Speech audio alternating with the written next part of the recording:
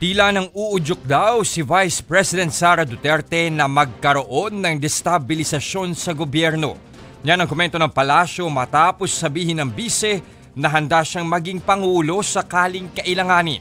Narito ang report ni Bril Montalvo. Si Vice President Sara Duterte handang maging pangulo kung kinakailangan. There is no question about my readiness. Yun ang mandate sa akin ng Constitution. At alam ko yun nung ako ay tumakbo. At binoto ninyo ako as Vice President knowing that I am the first in line.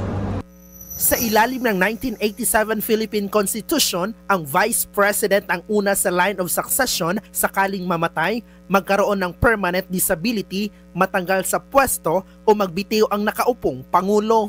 Pero ang hirit na yan ng bise hindi pinalampas ng palasyo.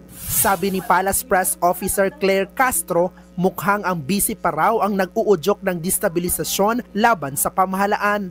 It is not acceptable for a Vice President to anticipate the resignation of the President. Presidente na pinagsisigawan nilang bumaba sa pwesto. This is definitely a form of political destabilization. Mismong ang bisi raw ang nagpapahina sa tiwala ng publiko sa gobyerno.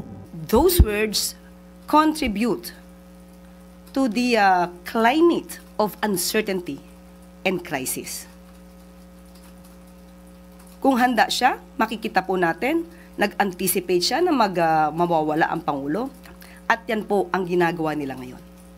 Giit pa ni Yusek Castro, nakikita natin ang trabaho ng Pangulo. Araw-araw, hindi humihinto sa pagtatrabaho. Sa kabila ng mga aligasyon ng katiwaliang kinaharap ng pamahalaan, nanindigan ang palasyo na hindi dapat pagdudahan ang kakayahan ng Pangulo na manatili sa pwesto.